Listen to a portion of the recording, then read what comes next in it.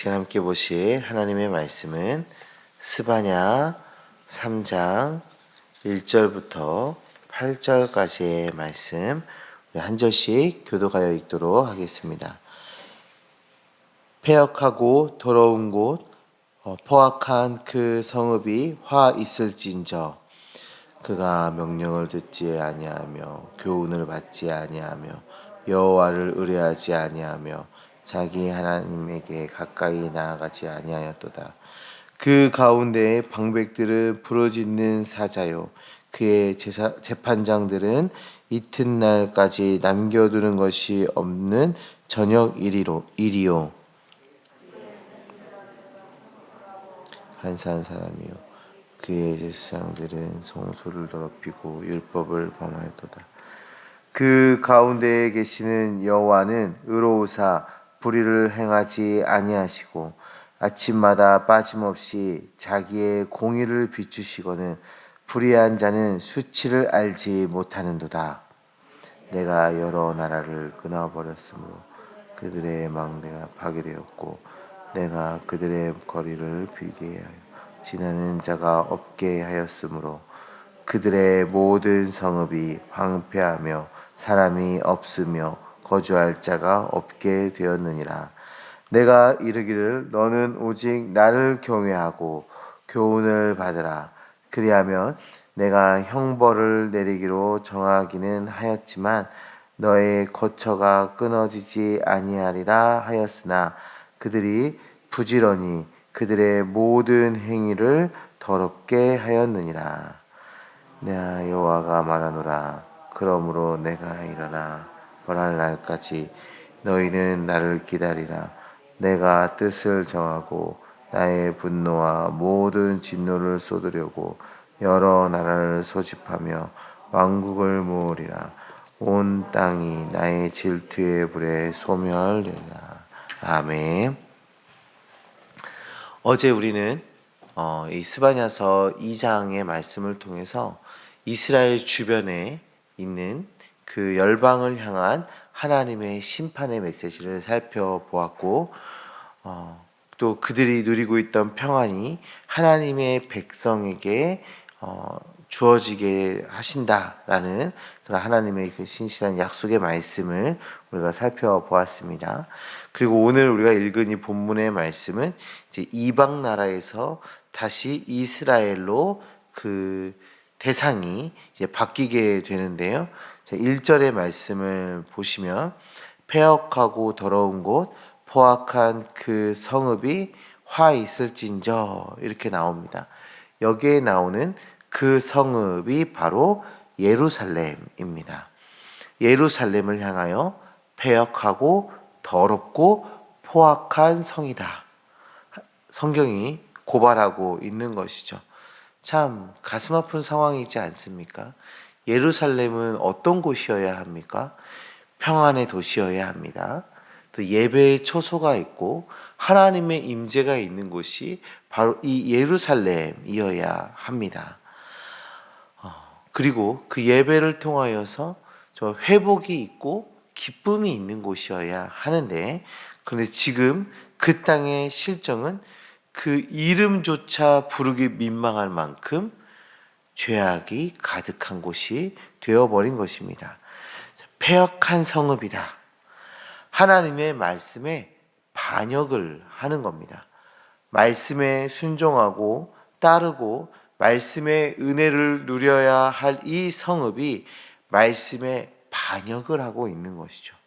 그리고 더러운 곳이다. 환경적으로 더러운 곳을 얘기하는 것이 아니라 영적으로 오염되었음을 말하는 것인데요. 즉 하나님만을 섬기는 것이 아니라 우상 숭배에 빠져 있다라고 지금 그 모습을 지적해주고 있습니다. 세 번째로 포악하다입니다.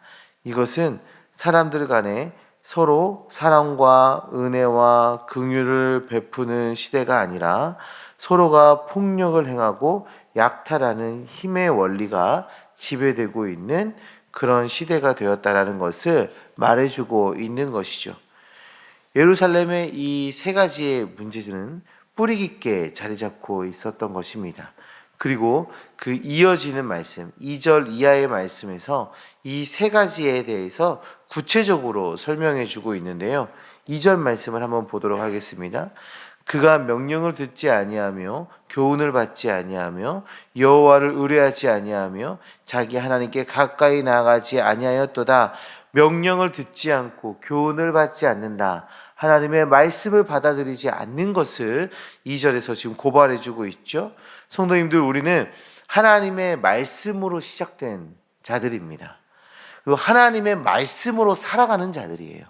그러니까 우리가 하나님의 백성이라는 것은 그 말씀이 우리 인생에, 우리의 삶에, 우리의 존재에 기초가 되어진다라는 것입니다. 그런데 그 말씀을 따르지 않아요. 그 말씀을 받지 않아요. 기초가 흔들리는, 기본에서 벗어난 그 삶을 살아가고 있음을 지금 이야기하고 있는 것입니다. 3절의 말씀도 보실까요? 그 가운데에 방백들은 부르짖는 사자요, 그의 재판장들은 이튿날까지 남겨두는 것이 없는 저녁일이요. 여기에 나오는 방백은 성의 관료들이죠. 그러니까 즉 지도자들을 이야기하는 거예요. 지도자들은 하나님의 백성의 지도자들은 백성들을 돌보는 자가 되어야 합니다. 그런데 어떤 모습을 하고 있어요? 부르짖는 사자의 모습으로 서 있습니다. 재판장들의 모습은 어떤가요?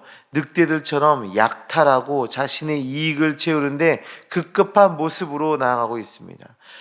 탐욕에 취한, 권력욕에 취한 지도자들의 모습을 지적하고 있는 것이죠. 4절에서는 선지자들의 모습을 지적하고 있어요. 경솔하고 분별력이 없는 모습, 믿을 수 없는 그 간사한 그런 모습으로 살아가고 있는 제사장들의 모습을 지적하고 있습니다. 제사장들의 모습은 성소를 더럽히고 있어요. 즉 제사장들이 우상 숭배에 빠져 있는 것입니다.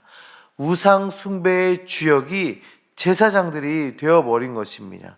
그래서 이 예루살렘 성은 이름조차 부를 수 없는 심각한 상태에 빠져 있다.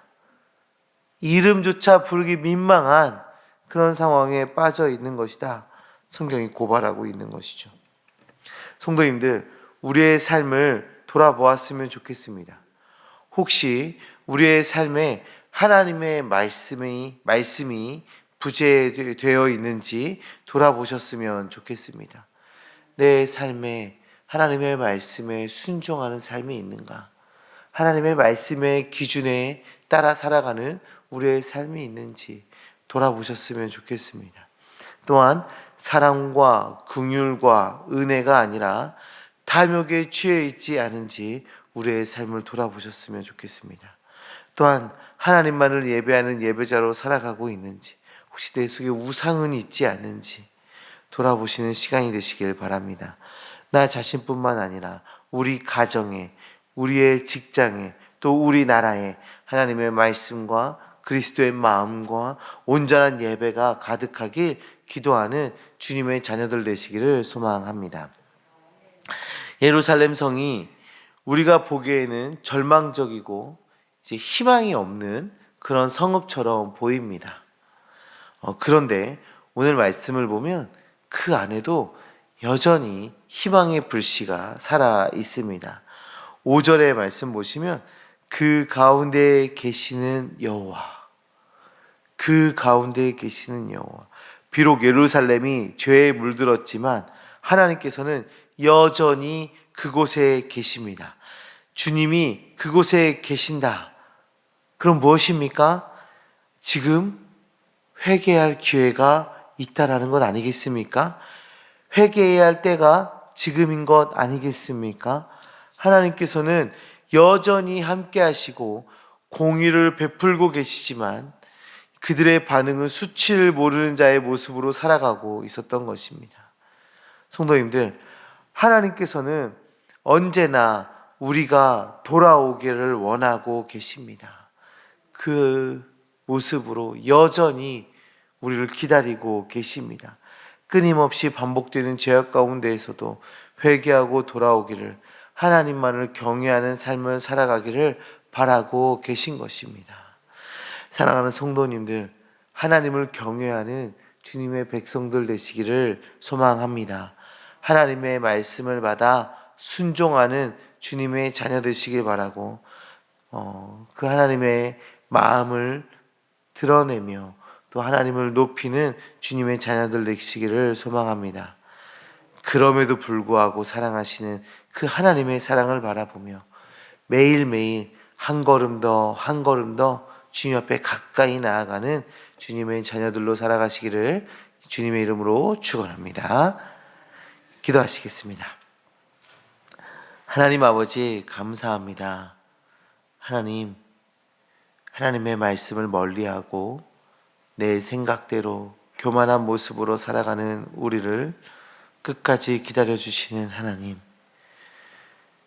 그리스도를 닮아 사랑과 은혜로, 위로로 이웃을 대해야 하건만 탐욕과 폭력으로 이웃을 대했던 우리의 모습을 끝까지 참아주시고 기다려주시는 하나님, 온전히 주님을 예배하는 삶을 살아야 하건만 우상에 빠져 허우적거리는 우리를 끝까지 기다려주시는 하나님, 정말 감사합니다.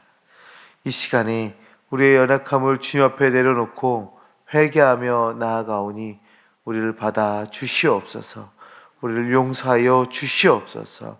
하나님만을 경외하는 자가 되게 하여 주시고 온전한 예배자로 살아가게 하여 주시며 말씀의 가르침에 따라 살아가는 우리 되게 하여 주시고 그리스도의 사랑의 열매를 맺어가는 우리가 되어질 수 있도록 주님 역사하여 주시옵소서.